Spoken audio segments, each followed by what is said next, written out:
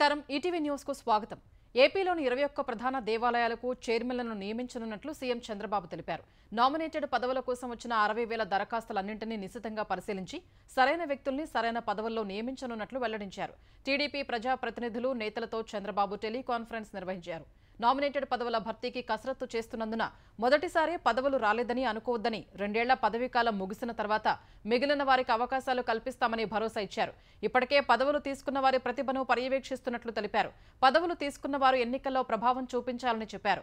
తెలుగుదేశం నాయకులు ఏ స్థాయిలో కూడా వైసీపీ నేతలతో సంబంధాలు పెట్టుకోకూడదనే విషయాన్ని తాను చెప్తుంటే వైసీపీకి ఓటు వేసిన వారికి పథకాలు ఇవ్వొద్దని చెప్పినట్లు ఆ పార్టీ నేతలు తప్పుడు ప్రచారం చేస్తున్నారని ఆగ్రహం వ్యక్తం చేశారు।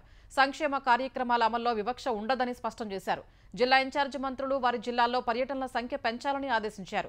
గ్రూపు రాజకీయాలకు ఎక్కడా తావివ్వకుండా ఇన్ఛార్జి మంత్రులు బాధ్యత తీసుకోవాలని దిశానిర్దేశం చేశారు। ఎంపీలు పార్లమెంటులో తమ నియోజకవర్గ సమస్యలను లేవనెత్తి సమస్యల పరిష్కారంపై దృష్టి పెట్టాలని ఆదేశించారు। రాజధాని అమరావతిలో నిర్మాణ పనుల్ని మిషన్ మోడ్లో చేపట్టేందుకు ఏపీ సర్కారు చర్యలు చేపట్టింది। ఇటీవలే తెరిచిన టెండర్లకు ఆమోదం వేసిన సిఆర్డీ అథారిటీ త్వరలోనే వాటిని దక్కించుకున్న కాంట్రాక్టు ఏజెన్సీలకు లెటర్ ఆఫ్ ఇంటెంట్లను జారీ చేయనుంది। ఈ నెల 17న జరిగే కేబినెట్ భేటీలో ఆమోదం తెలిపిన తర్వాత 37,702 కోట్ల విలువైన పనులు చేసేందుకు కాంట్రాక్టు ఏజెన్సీలకు ఎల్ఓఐలను జారీ చేయనుంది। ఆ వెంటనే పనులు ప్రారంభం కానుండగా గతంలో రాజధాని ప్రాంతంలో పనులు చేపట్టిన ఎల్ఎన్టీ, ఎన్సీసీ లాంటి సంస్థలు రాజధాని నిర్మాణ పనుల్ని చేపట్టనున్నాయి। ఈ పనులకు ఏప్రిల్ 15 లేదా 20వ తేదీన ప్రధాని నరేంద్ర మోదీ శంకుస్థాపనలు చేసే అవకాశాలున్నాయి। 2024 డిసెంబర్ 15 నుంచి టెండర్ల ప్రక్రియ ప్రారంభించిన పనులను కూడా ఈ నెల 20నే ప్రారంభించే అవకాశం ఉంది। 2019 నాటికి సగానికి పైగా పూర్తయిన వివిధ నివాస భవనాలు, రాజధాని పరిధిలో రహదారులు, డక్టులు, వరదనీటి కాల్వలు, సివరేజీ డ్రైన్, సైక్లింగ్ ట్రాక్లు, ఇతర మౌలిక సదుపాయాల పనులు ప్రారంభం కానున్నాయి। భారీ మెజారిటీతో గెలిపించిన మంగళగిరి వాసులకు జీవితాంతం గుర్తుండిపోయేలా అభివృద్ధి కార్యక్రమాల్ని రాబోయే 100 రోజుల్లో ప్రారంభిస్తున్నట్లు ఏపీ ఐటీ శాఖ మంత్రి నారా లోకేష్ తెలిపారు। మంగళగిరి మండలం ఎర్రబాలెంలో జైనుల ఆధ్వర్యంలో నిర్మించిన భగవాన్ మహావీర్ గోశాలను కేంద్ర మంత్రి పెమ్మసాని చంద్రశేఖర్తో కలిసి లోకేష్ ప్రారంభించారు। మార్వాడీలు మంత్రి నారా లోకేష్ ను కేంద్ర మంత్రి పెమ్మసాని చంద్రశేఖర్ ను సన్మానించారు। అనంతరం మాట్లాడిన లోకేష్ రాబోయే 100 రోజుల్లో మంగళగిరి నియోజకవర్గంలో భూగర్భ డ్రైనేజీ, నిడమర్రు ఫ్లైఓవర్ పనులకు పేదలకు ఇళ్ల స్థలాలు ఇచ్చే కార్యక్రమాన్ని ప్రారంభిస్తామని చెప్పారు। గత 5 ఏళ్లలో అక్రమాలకు పాల్పడిన వీసీల వివరాలు సేకరిస్తున్నామన్న మంత్రి వాటి ఆధారంగా చర్యలు తీసుకుంటామని స్పష్టం చేశారు। స్పీకర్ స్థాయిని తగ్గించేట్లు, అవమానపరిచేట్లు జగదీష్ రెడ్డి వ్యవహరించారని మంత్రి పొన్నం ప్రభాకర్ ఆరోపించారు। స్పీకర్ మరొకసారి అవకాశం ఇచ్చినా దాన్ని సరిదిద్దుకుని పోవాల్సిన జగదీష్ రెడ్డి తిరిగి అదే మాట మాట్లాడి మరొకసారి ప్రజాస్వామ్య విలువల్ని మంటలో కలిపారని విమర్శించారు। స్పీకర్ నిర్ణయాన్ని వ్యతిరేకిస్తూ ధర్నాలు చేయటం, గతంలో నియోజకవర్గాల్లో ప్రజాస్వామ్యానికి వ్యతిరేకంగా ప్రవర్తించిన వాళ్లే ఈ రోజు నిరసనలు తెలుపుతున్నారని ఆరోపించారు। చట్టసభల్లో ప్రజాస్వామ్యానికి సభకు నాయకుడు ముఖ్యమంత్రి, సభకు అధిపతి స్పీకర్ అన్న విషయం కూడా తెలియదని నిలదీశారు।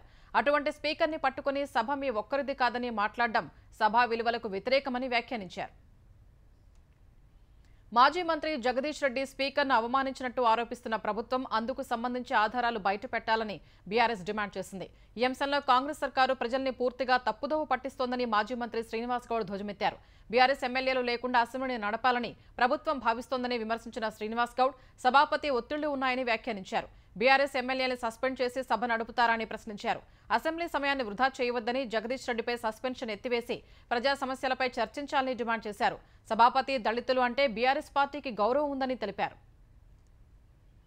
తెలంగాణలో సాగునీళ్లు లేక పంటలు ఎండి పొలాలు బీడువారి అన్నదాతలు అరిగోస పడుతుంటే సీఎం రేవంత్ రెడ్డి కనీసం సమీక్ష చేయకుండా ఢిల్లీకి చక్కర్లు కొడుతున్నారని బీఆర్ఎస్ కార్యనిర్వాహక అధ్యక్షుడు కేటీఆర్ ధ్వజమెత్తారు। ఈ మేరకు ఎక్స్లో పోస్ట్ చేసిన కేటీఆర్ సీఎం రేవంత్ రెడ్డి 39 సార్లు ఢిల్లీ పోయి సాధించిన పని, తెచ్చిన రూపాయి లేదని విమర్శించారు। రాహుల్ గాంధీతో రేవంత్ రెడ్డి సంబంధాలపై తెలంగాణకు ఏం అవసరమని ప్రశ్నించారు। సంబంధం ఉంటే ఏంటి, ఊడితే ఏంటి, తెలంగాణకు ఒరిగిందేంటని అన్నారు। హామీల అమలు చేతగాక గాలిమాటలు మాట్లాడుతున్నారని మండిపడ్డారు। మరోవైపు రేవంత్ రెడ్డితో బీజేపీ సీనియర్ నేతల రహస్య భేటీలు ఉన్నాయన్న ఆ పార్టీ ఎమ్మెల్యే రాజాసింగ్ వ్యాఖ్యలపై స్పందించిన కేటీఆర్ ముఖ్యమంత్రి హోదాలో అధికారిక సమావేశాలు నిర్వహించాలి కానీ చీకటి సమావేశాలు ఎందుకని ప్రశ్నించారు। ఓవైపు బీజేపీ నేతలతో కుస్తీ, మరోవైపు దొంగచాటుగా దోస్తీ దుర్మార్గమని అన్నారు। ఈ తెరచాటు సమావేశాలు ఎందుకో రేవంత్ రెడ్డి బయటపెట్టాలని డిమాండ్ చేశారు। కాంగ్రెస్ లో బీజేపీ కోవర్టులు ఉన్నారంటున్న రాహుల్ గాంధీ రాజాసింగ్ వ్యాఖ్యలతో రేవంత్ రెడ్డిపై చర్యలు తీసుకుంటారా అని కేటీఆర్ ప్రశ్నించారు।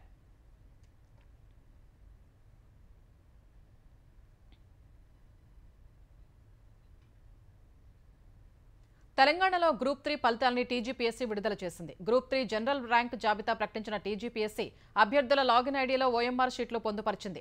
వివిధ శాఖల్లో 1388 ఉద్యోగాల కోసం గతేడాది నవంబర్ 17, 18 తేదీల్లో టీజీపీఎస్సీ గ్రూప్ 3 పరీక్షలు నిర్వహించగా 2.67 లక్షల మంది పరీక్షకు హాజరయ్యారు. పరీక్షకు హాజరైన వారిలో 2,49,557 మంది అభ్యర్థుల జనరల్ ర్యాంకింగ్ లిస్ట్ టీజీపీఎస్సీ విడుదల చేసింది. గ్రూప్ 3లో పురుషుల టాప్ ర్యాంకర్ 339.24 మార్కులు, మహిళా టాప్ ర్యాంకర్కు 325.15 మార్కులు వచ్చినట్లు బోర్డు వెల్లడించింది. మొదటి 36 ర్యాంకుల్లో 35 మంది పురుష అభ్యర్థులు, ఒకే ఒక్క మహిళా అభ్యర్థి ఉన్నారని తెలిపింది. మొదటి 50 ర్యాంకుల్లో కేవలం 4 మాత్రమే మహిళలు ఉన్నట్లు స్పష్టం చేసింది.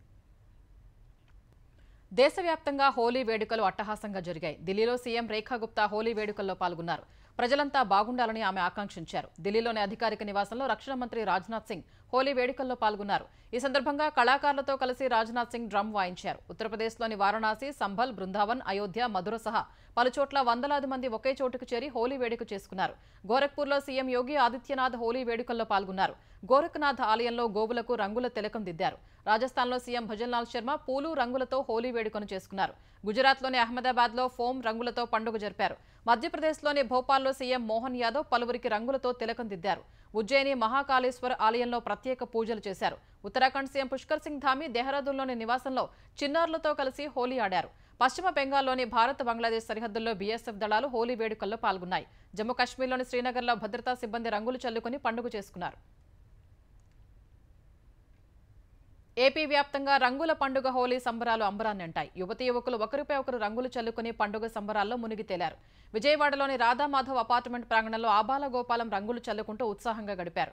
అంబేద్కర్ భవన్లో బంజారా హోలీ ఉత్సవ కమిటీ ఆధ్వర్యంలో మహిళలు వేసిన నృత్యాలు ఆకట్టుకున్నాయి. విశాఖ ఆర్కే బీచ్ సమీపంలోని కురుసురా సబ్మెరైన్ మ్యూజియం వద్ద సంగీత ప్రదర్శనలు, నృత్యాలు, సాంస్కృతిక కార్యక్రమాలతో సంబరాలు చేసుకున్నారు. విజయనగరంలో క్లీన్కారీ మార్కెటింగ్ ఆధ్వర్యంలో సామూహిక హోలీ సంబరాలు జరిపారు. నెల్లూరులో రాజస్థానీలో నివసించే చిన్న బజారు, పెద్ద బజార్లో హోలికా దహనం నిర్వహించారు. పుట్టపర్తి ప్రశాంతి నిలయంలో దేశ విదేశీ భక్తులు రంగులు చల్లుకున్నారు. కర్నూలు జిల్లా ఆదోని మండలం సంతేకుడ్లూరు గ్రామంలో మగాళ్లు చీరలు కట్టుకుని మహిళల్లా సింగారించుకుని రతి మన్మధుడికి పూజలు చేశారు. ఇలా చేయటం వల్ల కోరిన కోర్కెలు తీరి ఇంట్లో అందరికీ మంచి జరుగుతుందని గ్రామస్తుల నమ్మకం. ఈ వింత ఆచారాన్ని చూసేందుకు మొక్కులు చెల్లించుకోవడానికి తెలంగాణ, కర్ణాటక ప్రాంతాల నుంచి భక్తులు పెద్ద ఎత్తున వస్తూ ఉంటారని గ్రామస్తులు తెలిపారు. తెలంగాణలోనూ హోలీ పండుగ సంబరాలు అంబరాన్ని అంటాయి. ఒకరికొకరు రంగులు పూసుకుంటూ కేరింతలు కొట్టారు.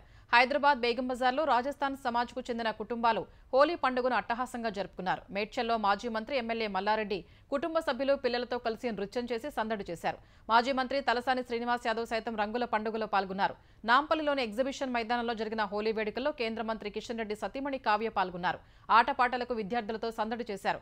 హన్మకొండ జగదీష్ మందిర్ ఆవరణలో దాండియా ఆడుతూ వేడుకలు జరుపుకున్నారు. నల్గొండ జిల్లా పోలీసు కార్యాలయంలో సిబ్బందితో కలిసి ఎస్పీ శరత్చంద్ర పవార్ డీజే పాటలకు నృత్యం చేశారు.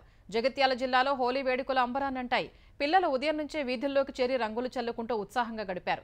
నిజామాబాద్లో పలు కాలనీల వాసులు రంగుల పండుగను సంబరంగా జరుపుకున్నారు. ఆదిలాబాద్ కలెక్టర్ క్యాంపు కార్యాలయంలో collector Rajarshi Shah, SP Akhil Mahajan, battalion commandant Nikhita Pant Holi సందర్భంగా డప్పులు వాయిస్తూ నృత్యాలు చేశారు. బీజేపీ ఎమ్మెల్యే పాయల్ శంకర్ వేడుకల్లో పాల్గొని ప్రజలకు హోలీ శుభాకాంక్షలు చెప్పారు. కరీంనగర్లో కేంద్ర మంత్రి బండి సంజయ్ కార్యకర్తలతో కలిసి హోలీ సంబరాల్లో సందడి చేశారు. తెలంగాణలో ఎండలు ఒక్కసారిగా పెరిగిపోయాయి. చాలా చోట్ల గరిష్ట ఉష్ణోగ్రతలు 40 డిగ్రీలు దాటేశాయి.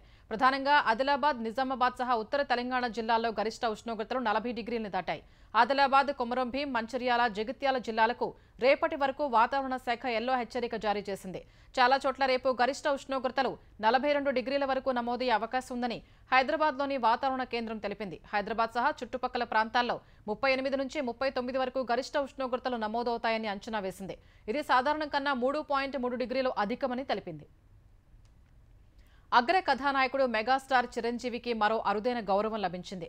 4 దశాబ్దాలకు పైగా కళారంగానికి, సమాజానికి చేసిన విశేష సేవల్ని గుర్తించిన యూకేకు చెందిన బ్రిడ్జ్ ఇండియా సంస్థ ఆయనకు జీవిత సాఫల్య పురస్కారం అందించాలని నిర్ణయించింది.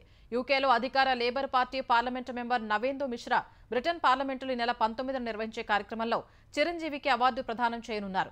ఈ కార్యక్రమానికి బ్రిటన్ పార్లమెంటేరియన్లు హాజరవుతారని నవేందు మిశ్రా చెప్పారు. రష్యా ఉక్రెయిన్ యుద్ధానికి ముగింపు పలికేందుకు ఓవైపు ప్రయత్నాలు జరుగుతుంటే రష్యా రాజధాని మాస్కోపై భారీ డ్రోన్ దాడి జరిగింది. దాదాపు 73 డ్రోన్లతో ఉక్రెయిన్ ఈ దాడికి పాల్పడినట్టు రష్యా ఆరోపించింది. ఈ ఘటనలో ఒకరు చనిపోగా 3 గాయపడ్డారని అధికారులు తెలిపారు. 11 డ్రోన్లను తమ బలగాలు కూల్చివేసినట్టు పేర్కొన్నారు. మిగతా డ్రోన్లలో కొన్ని రామెన్స్కీ ప్రాంతంలో పడగా నివాస సముదాయాలు ధ్వంసమైనట్టు చెప్పారు. మరికొన్ని చోట్ల వాహనాలపై పడి మంటలు చెలరేగినట్టు పేర్కొన్నారు. డ్రోన్ దాడిపై ఉక్రెయిన్ ఎలాంటి ప్రకటన చేయలేదు. భారత్పై పాకిస్తాన్ మరోసారి నోరు పారేసుకుంది. తమ దేశంలో హింస వెనుక భారత హస్తం ఉందని ఆరోపించింది. బలూచిస్తాన్ రైలు హైజాక్ పథక రచన విదేశాల్లో జరిగిందని పాకిస్తాన్ విదేశాంగ శాఖ అధికార ప్రతినిధి ఆరోపించారు. హైజాక్ సమయంలో బలూచిస్తాన్ లిబరేషన్ ఆర్మీ బీఎల్ఏకి చెందిన మిలిటెంట్లు ఆఫ్ఘన్లోని తమ హ్యాండర్లతో టచ్లో ఉన్నారని చెప్పారు. గతంలో బీఎల్ఏ ఏ అఘాయిత్యానికి పాల్పడినా భారత్ వైపు చూపించేవారని, ఇప్పుడు పాక్ విదేశీ విధానంలో ఏమైనా మార్పు ఉందా అన్న ప్రశ్నకు ఏ మార్పు లేదని పాక్ విదేశాంగ శాఖ ప్రతినిధి బదులిచ్చారు. తమ దేశానికి వ్యతిరేకంగా భారత్ ఉగ్రవాదాన్ని ప్రోత్సహిస్తోందని ఆరోపించారు. ఈ ఆరోపణల్ని భారత్ తీవ్రంగా ఖండించింది. అంతర్జాతీయ తీవ్రవాదానికి కేంద్రం ఎక్కడ ఉందో ప్రపంచానికి తెలుసని చురకలంటించింది. ఇతరులపై నిందలు మోపే బదులు తన అంతర్గత సమస్యలపై దృష్టి సారించాలని పాకిస్తాన్కు హితవు పలికింది. ఐపీఎల్ 18వ సీజన్లో ఢిల్లీ క్యాపిటల్స్ జట్టు కెప్టెన్గా ఆల్రౌండర్ అక్షర్ పటేల్కు అవకాశం దక్కింది.